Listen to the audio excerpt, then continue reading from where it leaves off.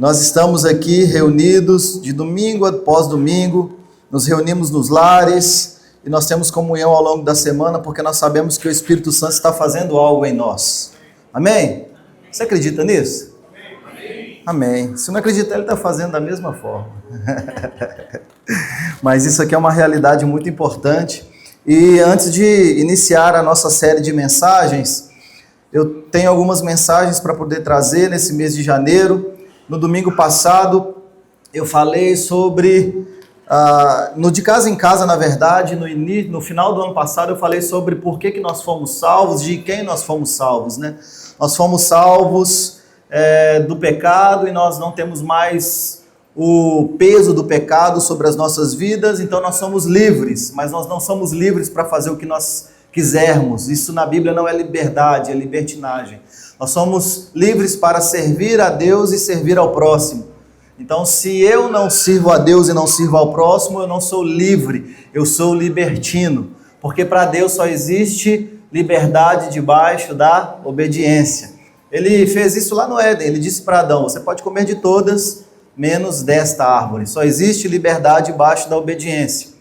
Domingo passado eu trouxe uma palavra também muito pontual para todos nós. Na verdade, nesses últimos domingos temos trazido palavras bem pontuais e eu quero também, se você não escutou, você pode ir lá no nosso Spotify, está lá a mensagem gravada e hoje eu gostaria de falar sobre como a nossa vontade de Deus, ela é contra a vontade como a nossa vontade, ela é contra a vontade de Deus. Então, hoje nós vamos falar sobre como a nossa vontade, ela se opõe à vontade de Deus. Pedro, mas eu nasci de novo. Sim, mesmo tendo nascido de novo.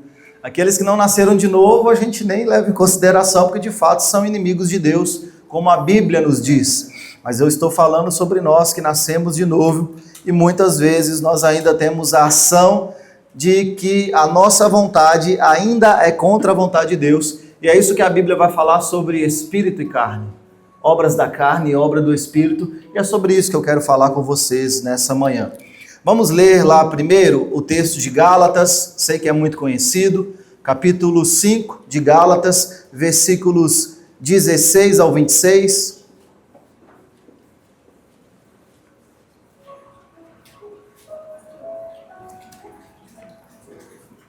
Gálatas 5, 16 ao 26. Nós sabemos que essa carta ela é para a igreja. O apóstolo Paulo escreveu para a igreja que estava na Galácia. E olha o que está dizendo a partir do 16. Digo, porém, andai no Espírito e jamais satisfareis a concupiscência da carne, ou o desejo da carne. Porque a carne milita contra o Espírito, e o Espírito contra a carne, porque são opostos entre si, para que não façais o que porventura seja do vosso querer.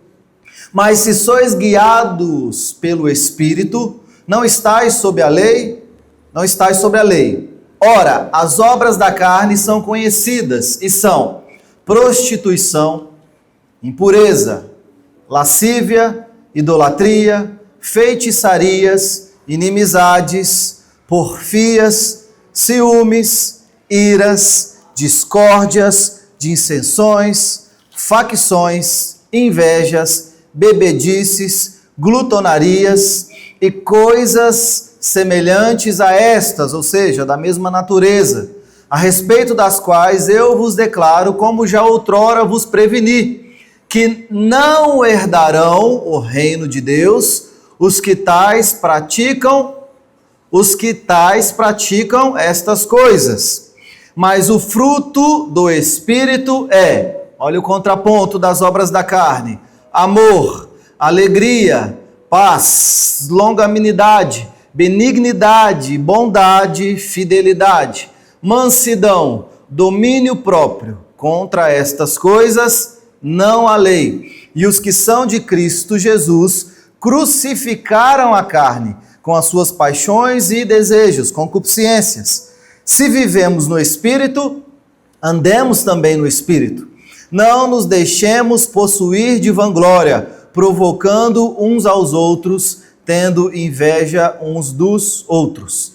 Pai, esta é a Tua palavra, nós submetemos a nossa mente, o nosso coração, a Tua palavra. Eu peço que nesse momento, que o Teu Espírito possa fazer cessar as distrações no nosso coração, na nossa mente, que nós podemos levar a nossa mente cativa à obediência a Cristo, porque se nós estamos fisicamente neste lugar, nós também queremos estar mentalmente neste lugar e espiritualmente neste lugar, porque nós sabemos que nós escolhemos a boa parte nessa manhã, nós viemos para escutar a Tua palavra.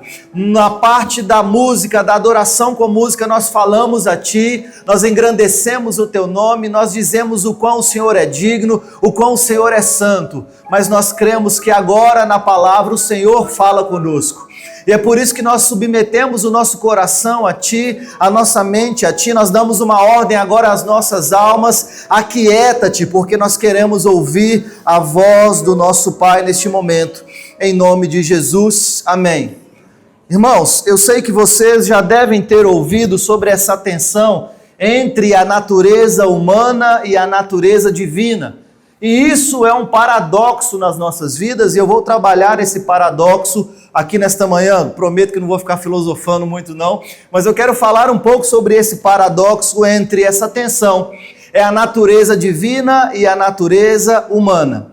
Nós acabamos de ler aqui Gálatas 5, 16 e 17, que diz: digo, porém, andai no Espírito e jamais satisfareis os desejos da carne, porque a carne luta contra o Espírito, e o Espírito luta contra a carne, porque são opostos entre si, para que não façais o que porventura seja do vosso querer. O que Paulo está dizendo é que existe uma luta entre a carne e o Espírito. Irmãos, e pasmem vocês, uma luta interna entre carne e Espírito é uma realidade do cristão regenerado. Porque tem gente que pensa assim, nossa, eu estou lutando contra o pecado, eu estou lutando contra tudo que está de errado nesse sistema, então provavelmente eu sou pecador, eu sou o pior, né? O cocô do mosquito, do cavalo, do bandido. Irmãos, isso é natural para todo cristão regenerado. Agora, se existe uma luta entre a carne e o Espírito, mesmo para todos nós que fomos regenerados, nós sabemos que sem a graça de Deus, a nossa vontade natural, ela é escrava do pecado. Como o apóstolo Paulo vai dizer em Romanos capítulo 8, eu não vou ler aqui todo o capítulo 8, mas se você chegar em casa, dá uma lida em Romanos capítulo 8, ele vai dizer, olha, sem a graça de Deus, a nossa vontade está inclinada para ser escravo do pecado. Então, biblicamente, apenas a regeneração do Espírito Santo de Deus em nós, apenas essa regeneração, apenas a vontade de Deus pode ser operada a partir do Espírito Santo. Então, se é natural da minha parte, eu estou inclinado para o pecado, eu estou inclinado para os prazeres da carne, eu estou inclinado para as obras da carne. Daqui a pouquinho eu vou destrinchar melhor um pouco isso. Mas quando nós somos regenerados pelo Espírito Santo, aí nós entendemos que a vontade de Deus pode ser operada em nós. Tem gente que pergunta assim, como que eu sei se eu estou vivendo a vontade de Deus? É fácil. Se você está fazendo o que você quer fazer, você não está vivendo a vontade de Deus. Porque a vontade de Deus, ela é oposta à nossa vontade. Mas quando nós submetemos a nossa vida à vontade de Deus, nós alinhamos a nossa vida com a dele, o nosso coração com o dele, e nós começamos a viver de fato o que ele quer que nós vivamos. O homem na sua condição natural está morto em seus delitos e pecados. É por isso que não adianta nós falarmos com alguém lá fora que ainda não se submeteu a Jesus, dizendo, nossa, mas o fulano é tão gente boa, o fulano é tão legal, só falta se converter. Irmão, falta tudo. Ele é inimigo de Deus, ele é alvo da ira de Deus que vai recair sobre as nações que vivem iniquidade. A natureza do homem, como Paulo vai dizer lá em Efésios, é uma condição natural de mortos em seus delitos e pecados. O que isso significa? É natural para o homem se inclinar para as obras da carne. Talvez nós vemos pessoas e talvez nós pensamos assim, como que fulano pode fazer isso? Como que ciclano pode viver essa vida, irmãos? Para quem não nasceu de novo, para quem não é regenerado, inclinar-se às obras da carne é algo natural. O que isso significa? É justamente isso que nós devemos esperar. De quem não nasceu de novo, de quem não foi regenerado, é justamente obras da carne que nós devemos esperar deles. Porém, o Paulo está dizendo o seguinte, olha, mas de vocês que nasceram de novo, mas de todos nós que fomos regenerados, não, porque a regeneração, ela é um ato soberano de Deus, que transforma o coração de pedra do homem e coloca em um coração de carne, como Ezequiel vai dizer lá no capítulo 36. O coração de pedra é uma analogia dizendo, nós estávamos mortos, o nosso coração estava petrificado, duro, mas algo sobrenatural aconteceu dentro de nós. Ele, Deus, é o único que consegue mexer no nosso fundamento sem destruir todo o resto. Ele pegou o nosso coração de pedra e substituiu de forma sobrenatural e colocou um coração de carne, ou seja, um coração agora disposto a receber as leis do Senhor, disposto a receber a vontade de Deus, obviamente pelo ato de regeneração, que é um ato soberano de Deus. Mas o que Paulo está dizendo aqui é o seguinte, olha, vocês que nasceram de novo, vocês que são igreja, vocês não devem viver de acordo com o trato passado, de acordo com as obras da carne. E essa expressão, obras da carne, ela é justamente o que nós podemos dizer nessa manhã de a expressão da vontade humana corrompida pelo pecado. O que são obras da carne? Obras da carne é a expressão da vontade humana corrompida pelo pecado. É por isso que Paulo vai dizer lá em Gálatas capítulo 5, versículos 19 ao 21, esse eu gostaria que vocês acompanhassem, Gálatas capítulo 5, versos 19 ao 21. Ora, as obras da carne são conhecidas e são prostituição, impureza, lascívia, idolatria, feitiçarias, inimizades, porfias, ciúmes, iras, discórdias, dissensões, facções, invejas, bebedices, glutonaria e coisas semelhantes a estas, como eu já disse, da mesma natureza, a respeito das quais eu vos declaro, como já outrora vos preveni, que não herdarão o reino de Deus os que tais coisas praticam. O que Paulo está dizendo é o seguinte, para aqueles que é natural praticar essas coisas, eles não herdarão o reino de Deus, porque isso é natural, são alvos da ira de Deus, receberão a paga pelo seu modo de viver. E Paulo está dizendo, nós que nascemos de novo, não devemos viver igualmente aqueles que não herdarão o reino de Deus. E nós podemos ver algumas características da obra da carne. Primeira característica é uma natureza pecaminosa. É o fruto da vontade humana caída. E nós, depois da queda, nós estamos inclinados a satisfazer os nossos desejos egoístas. Nós estamos inclinados a satisfazer os desejos da nossa carne. E eu não sei se você já reparou, mas normalmente os desejos da nossa carne, eles nunca beneficiam o outro. Sempre nos beneficia, porque são os nossos desejos egoístas, que eles são contrários à lei de Deus. Se nós olharmos para a lei de Deus, a maior parte da lei de Deus beneficia o próximo, mas as obras da carne não. Sempre nos beneficia. Então essa natureza pecaminosa é o fruto da vontade caída. Ninguém que caiu após a queda, e a pergunta é, quem não caiu após a queda? A Bíblia vai dizer que todos pecaram e destituídos estavam da glória de Deus. Todos receberam uma natureza pecaminosa, ou seja, todos agora estão inclinados a satisfazer as suas próprias vontades, os seus desejos egoístas. É por isso que nesse neoliberalismo, um dos fundamentos é o antropocentrismo. É sempre o homem no centro de todas as coisas. Você pode, você é o melhor, seja a sua melhor versão. E como nós já dizemos aqui alguns domingos atrás, a sua melhor versão ainda é muito ruim. Enquanto a contemporaneidade está dizendo, seja a sua melhor versão, e o que nós estamos vendo aí é depressão, é suicídio, porque ninguém consegue chegar na melhor versão. Veio um evangelho e disse, vocês não precisam ser a melhor versão de vocês, vocês precisam ser igual a Cristo.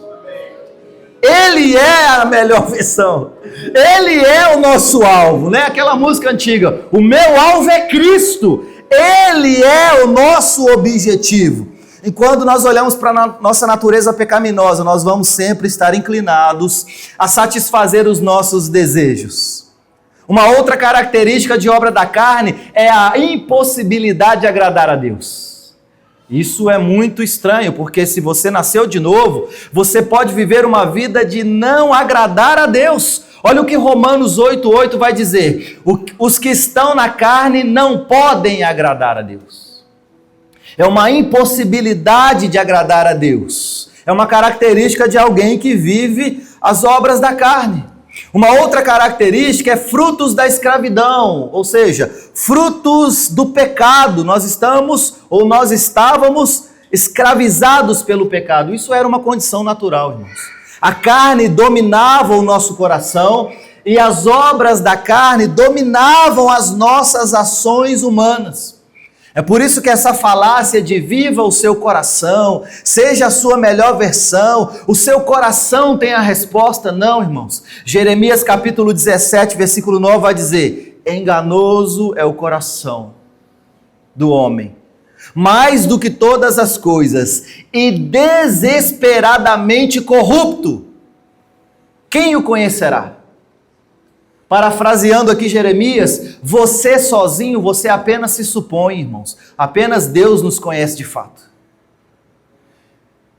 Quando eu estou sozinho, eu me suponho, eu acho que os meus sentimentos e o meu pensamento é bom, mas sem a graça de Deus, sem estarmos pautados na graça de Deus, para vivermos de fato o oposto das obras da carne, o nosso coração continua sendo enganoso e desesperadamente corrupto. O seu coração sem a graça de Deus, ele é veloz em se corromper. Assim como Tim Keller vai dizer, o nosso coração é uma fábrica de ídolos.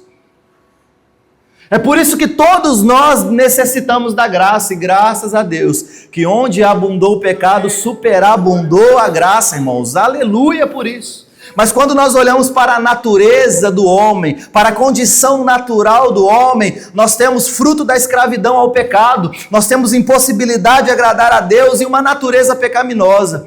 E quando nós vamos olhando a teologia, nós aprendemos que o homem, em seu estado não regenerado, ele apenas pode praticar obras da carne.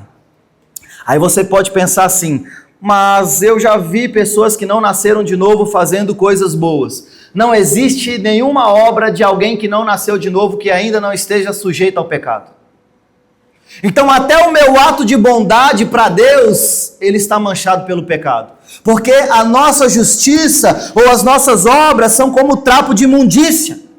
Quando nós olhamos para o que o texto diz, a Bíblia vai dizer que eu voluntariamente, enquanto eu ainda não nasci de novo, enquanto eu pratico as obras da carne, eu sou o inimigo de Deus, irmãos. Romanos capítulo 5, versículo 10, quem está sujeito às obras da carne é inimigo de Deus.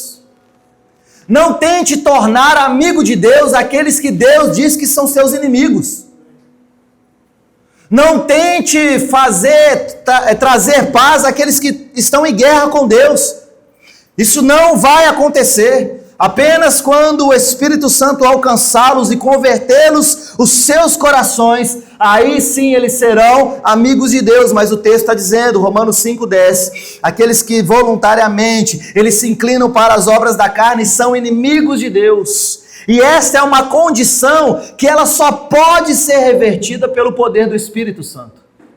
É uma condição que só pode ser revertida pelo poder sobrenatural do Espírito Santo. Então você estava alheio de Deus, desgarrado de Deus, vivendo a sua vida do jeito que você queria. Ou seja, você era o seu próprio Deus. Você era o seu próprio Messias. É engraçado que Satanás ele continua usando as mesmas estratégias. Ele chega no Éden e ele não disse para o homem e para a mulher, me adorem. Ele disse para o homem e para a mulher, se adorem. Porque ele disse, vocês vão comer e vocês vão ser semelhantes ao Altíssimo. Então a estratégia dele continua sendo a mesma. Ele não aparece com chifre e rabo, com um tridente na mão, vermelho, dizendo, eu sou o capiroto, me adorem. Não é isso que ele faz. Na verdade, ele está colocando o homem no centro e dizendo, se adorem. Vocês são muito bons.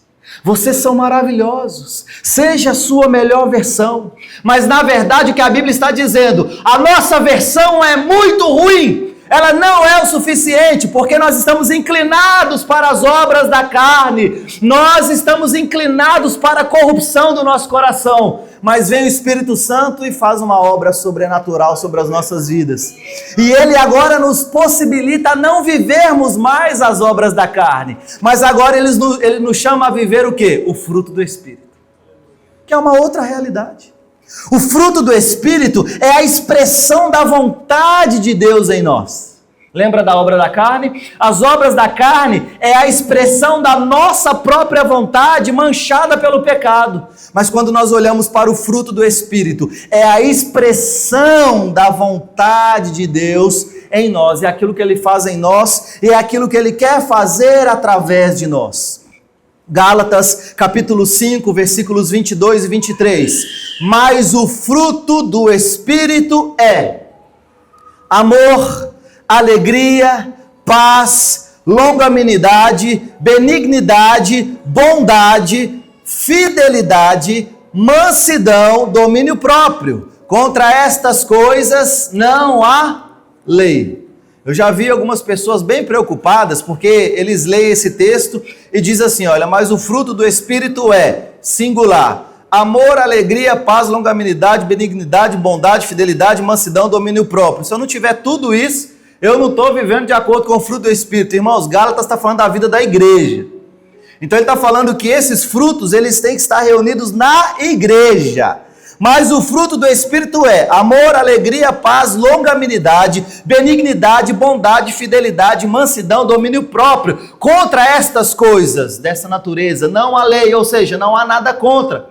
Então nós vamos caminhando em alguns e em outros nós somos menos desenvolvidos. Nós vamos desenvolvendo em outros, mas em outros nós somos menos desenvolvidos. Mas o que ele está dizendo é, essa é a possibilidade de vivermos de acordo agora com a soberana regeneração do Espírito Santo nas nossas vidas. Porque se antes nós não conseguiríamos de forma alguma viver o fruto do Espírito, agora Ele não só disponibiliza, mas Ele também nos capacita a viver de acordo com a vocação do Espírito em nós. Então quando nós começamos a desenvolver a salvação, desenvolver o fruto do Espírito, se nós podemos ver características da obra da carne, nós também podemos ver características do fruto do Espírito. Primeiro, o fruto do Espírito é uma obra divina nas nossas vidas. O fruto do Espírito, ele não é produzido por vontade humana. O fruto do Espírito, ele só pode ser operado em nós pelo Espírito. É por isso que Filipenses, capítulo 2, versículo 13 vai dizer, porque Deus é quem efetua em vós, tanto o querer quanto o realizar. Segundo a sua vontade? Não, segundo a sua vontade. Segundo a vontade dele. É ele quem efetua tanto o querer como o realizar. É aquele que começou a boa obra, ele é fiel para terminar. Ninguém aqui, por mais bonitinho que você seja, por mais cara de crente que você tenha, por mais roupa de crente que você vista, se não for pela obra soberana de Deus em você, você não vai produzir nenhum fruto. Porque não é natural. Agora, quando nós nos submetemos à vontade de Deus, Ele vai dizer, olha, é Ele quem efetua o querer. É Ele quem efetua o realizar segundo a vontade dEle. Então essa obra divina, ela é presente naqueles que vivem uma vida de fruto do Espírito. Uma transformação interna. Então Deus, Ele vai nos conformar à imagem de Cristo. Eu gosto muito dessa expressão. Conformar, que é colocar na forma. Enquanto Paulo vai dizer lá em Romanos, não vos conformeis com esse sistema, com este século, mas renovai-vos, transformai-vos pela renovação da vossa mente. O que o texto vai dizer aqui é que nós somos conformados à imagem de Cristo. E quando nós entramos nesse padrão de Cristo, isso vai produzindo em nós virtudes que refletem o caráter de Cristo. Olha o que Romanos vai dizer, capítulo 8, versículo 29. Romanos, capítulo 8, verso 29. Porquanto aos que de antemão conheceu, também os predestinou para serem conformes à imagem do seu Filho, a fim de que ele seja o primogênito de muitos irmãos. Então, você deve acreditar na teologia da predestinação. Porque se tem algo que nós somos predestinados, é para sermos conformes à imagem do Filho. Irmãos, esse é o trabalho do Espírito Santo em nós. É nos conformar à imagem do Cristo. O que é a predestinação para nos tornarmos a imagem do Cristo? É a possibilidade antecipada para que nós possamos andar de acordo com a vocação que Ele nos comissionou. Como que eu vou falar de um predestino, de um ser que é pré-existente? Não tem como. Todas as vezes que eu falar de um ser que nunca não existiu, que ele é pré-existente, ele existe antes da eternidade, sempre nós vamos ter que falar de ações predestinadas. Ele nos chamou antes da fundação do mundo para sermos santos e irrepreensíveis. Ele nos chamou de antemão, nos conheceu, nos predestinou para sermos conformes no padrão, na mesma forma, a imagem de seu Filho. Então essa transformação, ela é interna. A falsa religião, ela quer fazer uma mudança de fora para dentro. Então a pessoa se converte, aí a gente vai ter que parar de usar essa roupa, vai ter que parar de fumar esse charuto, vai ter que parar de beber aquela bebida, vai ter que parar de escutar essa música, não pode. Você vai ter que parar de vestir essa roupa, você vai ter que parar de ir lá naquele lugar, porque essa é a ação da religião, da falsa religião. Você tira tudo que é de fora com uma expectativa de que isso vai modificar o que está dentro. Agora, a verdadeira religião não é assim. É uma mudança de dentro para fora. Então, o Espírito Santo vai modificando em nós, de dentro para fora, e aquilo que desagrada a Deus, Ele vai dizendo para você. E existe agora uma mudança de natureza, e é natural, e agora nós vamos vivendo de acordo com a vontade dEle. É uma transformação interna, não é um teatro de forma externa. Isso é fruto do Espírito. Nós também podemos ver nessas características de fruto do Espírito a unidade. O texto, então, vai falar desse fruto no singular, porque ele está indicando que essas virtudes, elas são uma manifestação integrada da obra do Espírito. Então, a característica do singular aqui não é que deve ser manifestada em apenas uma pessoa, mas é porque a origem é um lugar só, o Espírito Santo. O fruto do Espírito o que vem dele, o Espírito, é singular porque está indicando assim, olha, todas essas virtudes, elas são manifestas, integradas na obra do Espírito. Mas isso acontece aonde? Na vida do corpo, na igreja. E é por isso que a regeneração nos dá esse novo coração. É por isso que a regeneração agora tira da nossa vontade a vontade de viver inclinado para as coisas da carne, mas agora, com o nosso coração modificado, nós queremos agradar a Deus. O fruto do Espírito é essa evidência de uma santificação progressiva. Isso é muito importante. A santificação, ela é algo progressivo. Então, nós erramos quando nós olhamos para a vida de alguém e nós falamos, mas fulano fez isso, então ele não presta. A santificação é algo progressivo. Existe um exemplo antigo onde duas pessoas Você olha para duas pessoas, um está fumando 5 maços de cigarro e a outra está fumando 10 maços de cigarro. Eu exagerei muito, né? Eu acho que eu nunca fumei, eu acho que isso é muito, né? Vamos diminuir um pouco. Uma está fumando 1 maço de cigarro por dia e a outra está fumando meio maço de cigarro por dia. Aí você olha para aquela pessoa que está fumando meio maço de cigarro e você pensa assim, essa daí está muito melhor, porque a outra fuma 1 maço de cigarro. Só que quando você vai olhar o contexto da vida, a que está fumando 1 maço, antes fumava 10. E a que fuma meio, estava fumando 2. Quem que está melhor? A santificação ela é algo progressivo. E é por isso que nós não olhamos para o contexto muitas vezes e nós então deixamos a desejar nos nossos atos de justiça. Quando nós olhamos para a regeneração, esse fruto que nos transforma, nós entendemos que a santificação é progressiva, como eu já disse aqui inúmeras vezes, é um ato da desconstrução da forma errada que nós aprendemos a ser humano por causa do pecado. Isso é santificação. É a desconstrução da forma errada que nós aprendemos a ser humano por causa do pecado. E Deus, Ele nos transforma de acordo com a sua vontade e de acordo com a imagem do Cristo que está sendo feita em nós, que está sendo produzida em nós. Então, depois dessa pequena introdução, nós vamos entrar aqui na vontade de Deus versus a nossa vontade. Nós temos aqui a vontade de Deus versus a nossa vontade. Olha o que Paulo vai dizer, Filipenses capítulo 2, 12 e 13. Filipenses capítulo 2, versículos 12 e 13. Algo que talvez a gente não leve em consideração.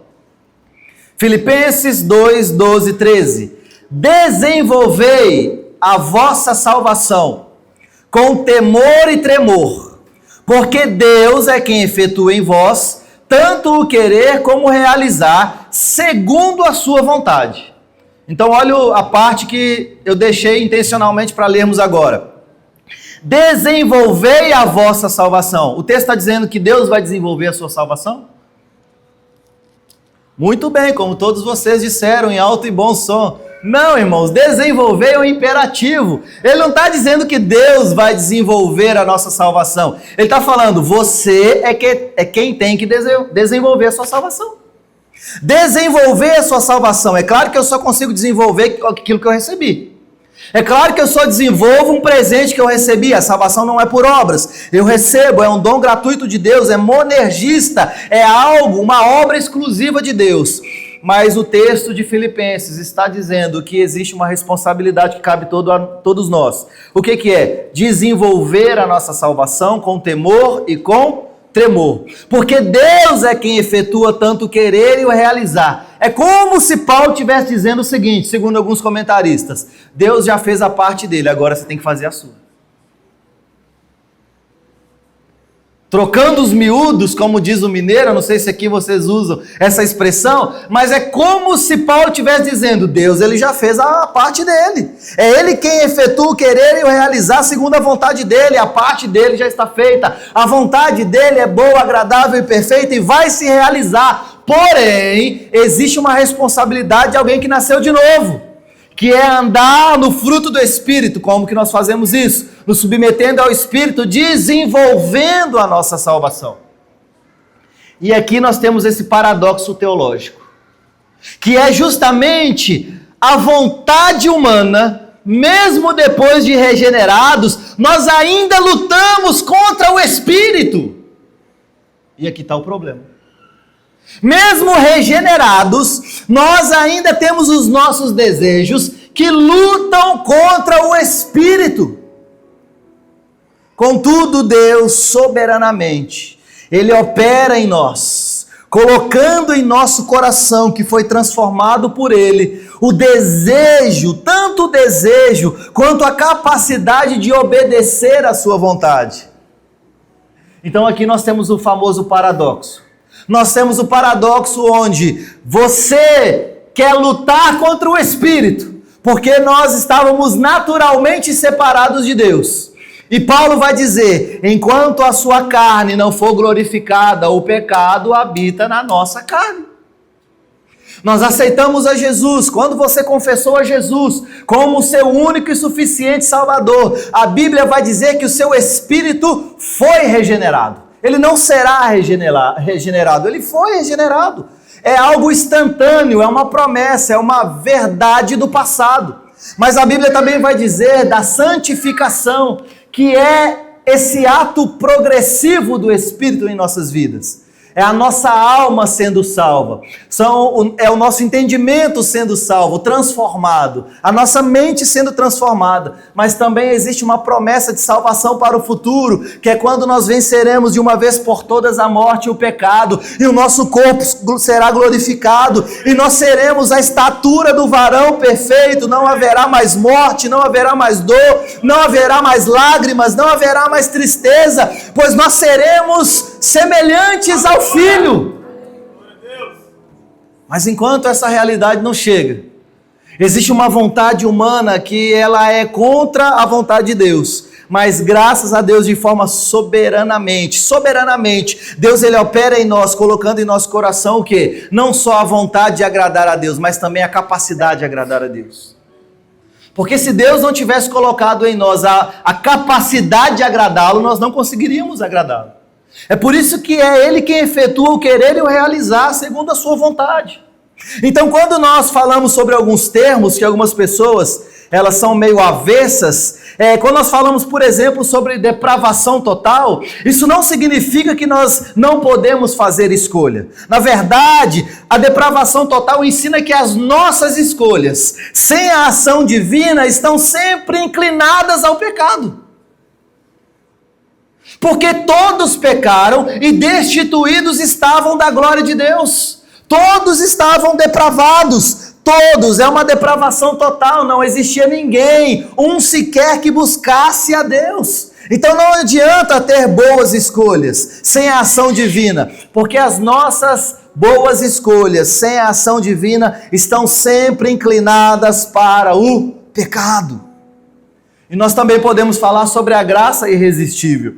A graça irresistível vai transformar a nossa vontade, inclinando a buscar o que é santo, a buscar o que é justo, a buscar o que é bom. Irmãos, é Ele quem efetua em nós o querer e o realizar. Nós estávamos mortos em nossos delitos e pecados. Foi Ele quem nos alcançou. Foi Ele quem nos deu a sua graça. Foi Ele quem transformou o nosso coração de pedra em um coração de carne. E se hoje você pode inclinar o seu coração em buscar a Deus, se você pode inclinar o seu coração a buscar o que é justo, o que é santo, o que é reto, mesmo com as nossas debilidades, isso é porque Deus ele nos alcançou. Então aqui a gente não vai pregar uma falsa realidade dizendo, nossa, todo mundo aqui está perfeito, está todo mundo maravilhoso. Se tiver, irmão, muda de igreja, porque essa igreja aqui é um hospital. Só tem gente ruim aqui, irmão. Se você está nos visitando, você considera bom, vá para um lugar de gente boa, porque aqui só tem gente ruim, irmão. Só tem fraco, só tem doente, só tem pecador, mas nós inclinamos a nossa vida ao Senhor e Ele nos transforma de acordo com a imagem do teu Filho. Ah, Pedro, eu errei agora, mas você ainda pode buscar o que é santo, você pode buscar o que é justo, você pode buscar o que é bom. Ah, mas eu ainda sou dessa forma. Não retroceda, avance para o alvo da soberana vocação, Cristo sendo formado em nós. Ah, mas eu ainda tenho esses pensamentos, avance. Porque o fato e a possibilidade de podermos avançar é uma obra divina. E é por isso que eu gosto muito desse termo teológico, essa graça irresistível. Irmãos, eu já disse isso aqui algumas vezes. E lendo o texto, nós estamos lendo, né? O Antigo Testamento. Se você não está, você está em pecado. Nós estamos lendo aí o Antigo Testamento. E esses dias eu li um texto e eu falo sobre isso, mas o Espírito Santo, ele meio que me deu até fala assim, tá vendo? É você isso aqui. É quando, se eu não me engano, Lameque, né? Ele pega a esposa de Jacó, é isso? Vocês estão lendo? Não estão, tá vendo? É Abimeleque que pega a esposa de Jacó. Aí o texto vai dizer o seguinte: eu não deixei você pecar. Aí o Espírito Santo falou assim: eu já fiz isso aí com você várias vezes. Porque são várias vezes que eu queria pecar, o Espírito Santo ele não permitiu que eu pecasse. Pode ficar olhando para mim com essa cara de crente, mas eu sei que isso acontece com você também. Às vezes a gente quer, a gente fala, não, agora eu vou fazer. O Espírito Santo fala, você não vai fazer. Ele muda o negócio, que dá uma confusão, irmão, que você fala assim, não, vamos voltar para trás que é melhor. Essa graça de Deus que está sendo derramada sobre as nossas vidas. E isso sim é um paradoxo. Mas saiba, você luta contra o pecado. Sim. Existe pecado na sua natureza ainda da sua carne. Sim. Mas a Bíblia também é clara dizendo que Deus ele dá, ele derrama não só a graça. Mas a graça não é só para a nossa salvação. Mas é para nos condicionar a viver de acordo com a vontade dele. Então, todas as vezes que vem uma tentação, a Bíblia diz que também vem o escape. Então, sim, é uma escolha que nós fazemos. Quando você é escravo do pecado, você não pode não pecar. Mas quando você é livre do império das trevas, agora você pode escolher pecar ou não pecar. Então, todas as vezes que eu peco, é uma escolha minha de pecar. Porque eu recebi uma soberana ação divina na minha vida, me possibilitando a não pecar, a não viver uma vida da prática do pecado. Isso é fruto do Espírito, irmãos. Então, antes da regeneração, a nossa vontade estava alinhada à carne. E tudo aquilo que está alinhado à carne produz obras da carne. Mas agora, após a regeneração, a nossa vontade ela é transformada. De modo que nós começamos a desejar a Deus e desejar o que Ele deseja, ainda que ainda exista nessa luta contra a carne. Agora, qual que é o caminho da vitória? Anota aí, 2025, o caminho da vitória é andar no Espírito, irmãos. O caminho da vitória, o ano de 2025, andar no Espírito. Gálatas capítulo 5, versículo 24 e também versículo 25. Gálatas 5, 24, 25. E os que são de Cristo Jesus crucificam a carne. Não é a carne de Jesus, porque ele já foi crucificado. É qual carne que está falando? Isso aqui. Da nossa mesmo, Os que são de Cristo Jesus crucificam a carne com as suas paixões e os seus desejos. Se vivemos no Espírito, andemos também no Espírito. Então existem algumas implicações práticas para alguém que deve viver no Espírito. O texto vai falar sobre crucificação da carne. O que é crucificar a carne? Porque talvez nós usamos apenas essa expressão e talvez isso não atinge um sentido mais profundo na nossa vida. A vida cristã, ela é marcada por crucificar a carne. O que é crucificar a carne, irmãos? É um esforço consciente. O que é crucificar a carne? Esforço consciente de mortificar os desejos da carne.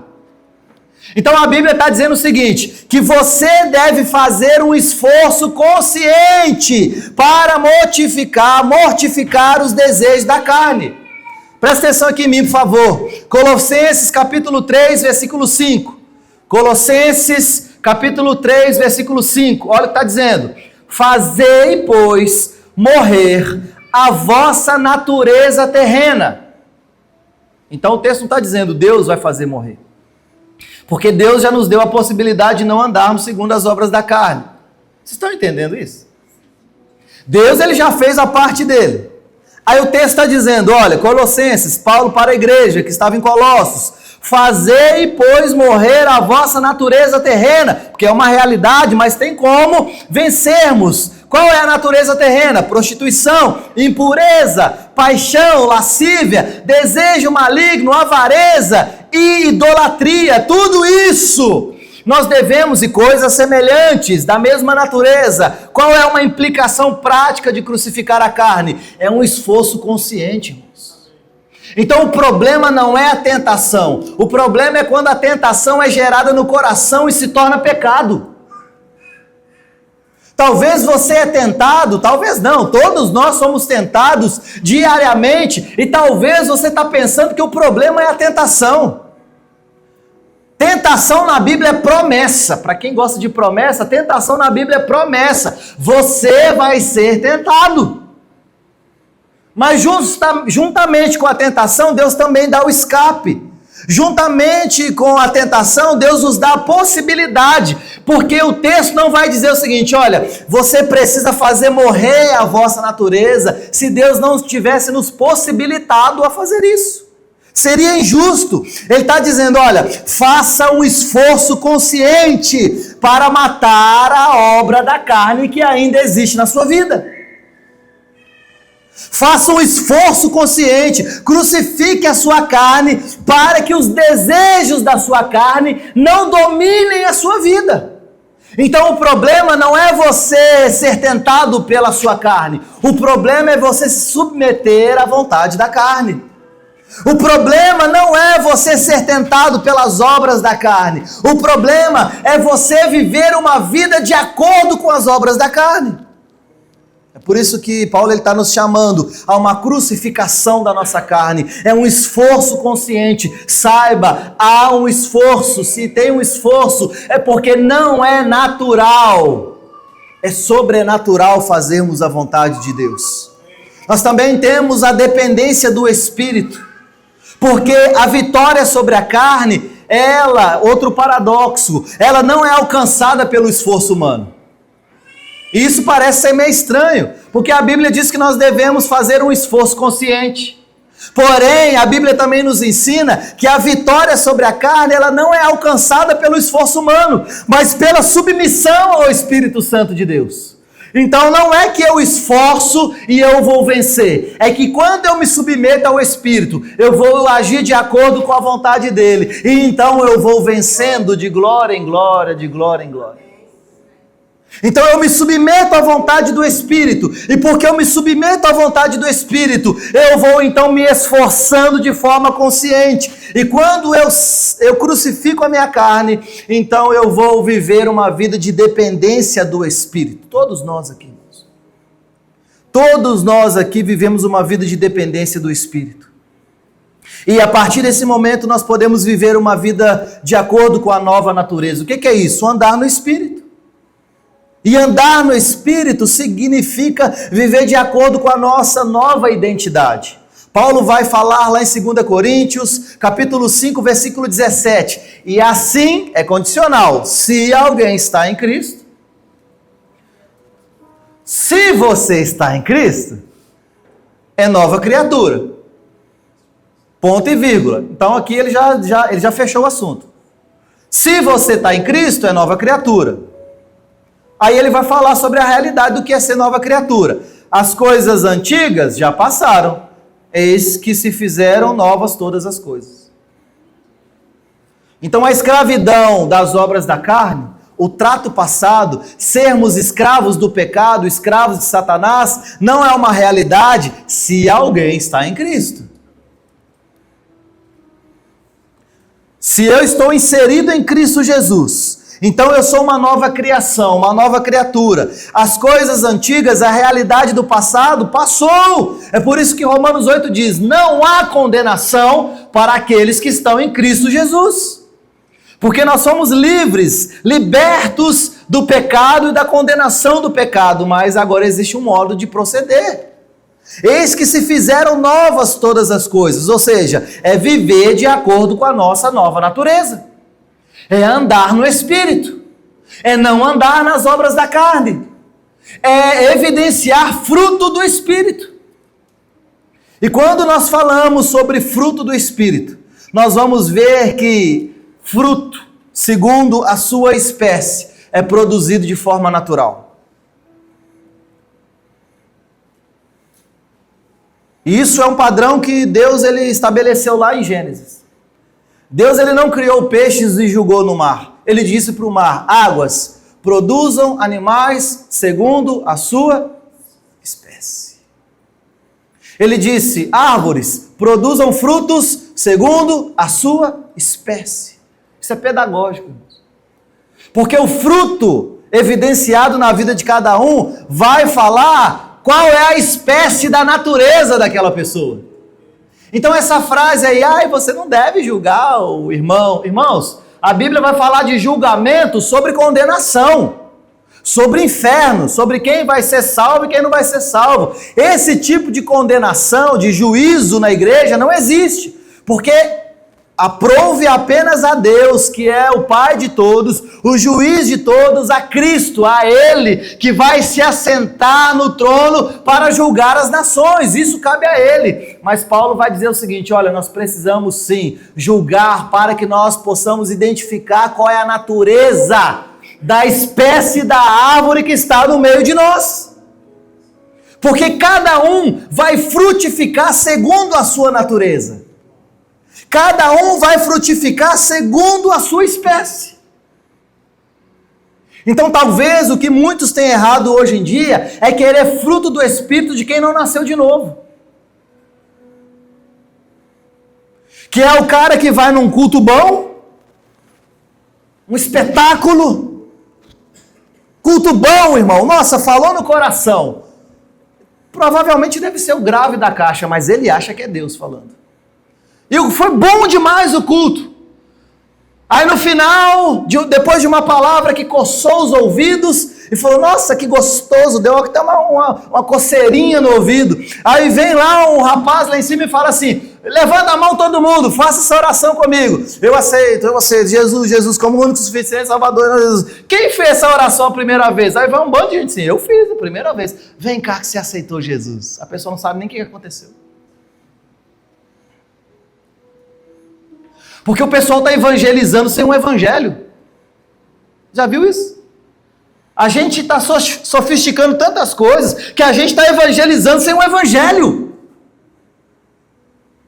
Aí a pessoa vai lá, não convertida, porque não sabe o evangelho, mas convencida. Aí a gente pega aquela pessoa, o que a gente vai fazer? Agora eu vou transformar você num líder. Vou te ensinar como ser um líder. Coloca a pessoa que vai aprender a ser líder. Aí depois a gente fica falando da pessoa, mas ela não nasceu de novo. Então como que eu vou requerer da vida de alguém, fruto do Espírito de alguém que não nasceu de novo? É por isso que o trabalho da igreja não é fazer convertidos. O trabalho da igreja é fazer discípulos. Quem converte é o Espírito Santo de Deus, irmãos. É o Espírito que nos convence do pecado, da justiça e do juízo.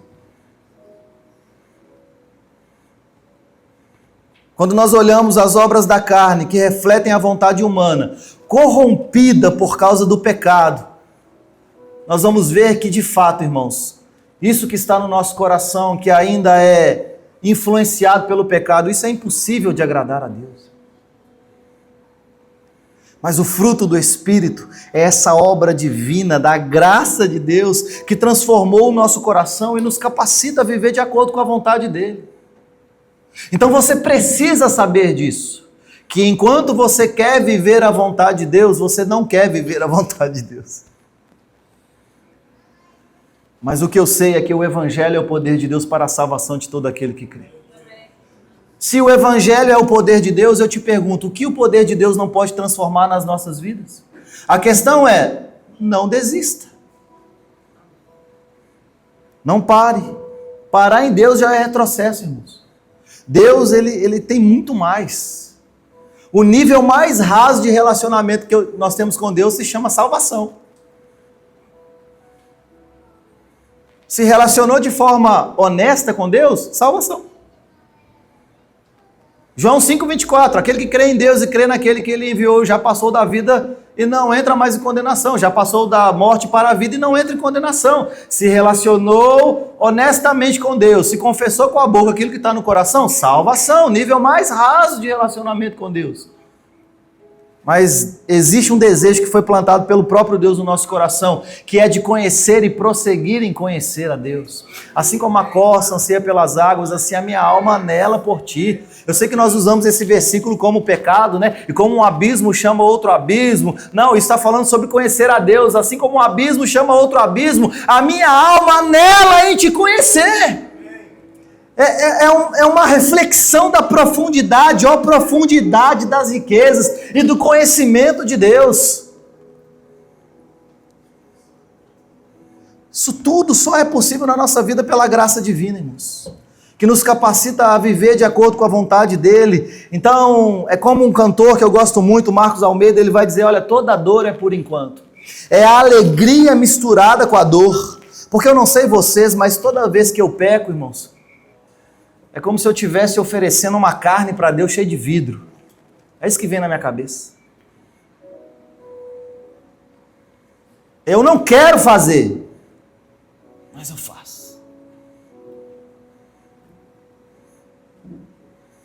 Mas a questão não é eu ficar entristecido porque eu pequei, porque isso é maravilhoso, irmãos. O problema é você viver uma vida de pecado e achar que você está normal. O problema é viver uma vida alheia à vontade de Deus. O problema é viver uma vida desgraçada. O problema é viver uma vida onde Deus não faz nem lugar na sua vida e você acha que isso é normal. O fruto do Espírito é uma obra da graça divina nas nossas vidas. E é por isso que nós temos o nosso coração transformado. Você é imperfeito? Com certeza. Nós somos imperfeitos? Com certeza, mas aprove a Deus a colocar em nós o próprio Espírito, o Espírito que o mundo não pode receber, mas ele habita em nós. A todos os quantos receberam, deu-lhes o poder de serem feitos filhos de Deus. Eu quero trazer uma exortação final para todos nós nessa manhã. 2 Coríntios capítulo 13, versículo 5.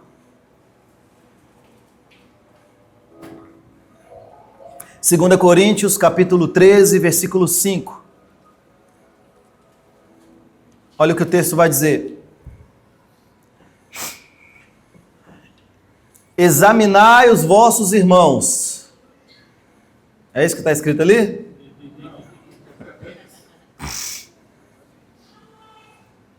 Sabe aquele tipo de pregação que a pessoa fica assim, nossa, fulano tinha que estar aqui?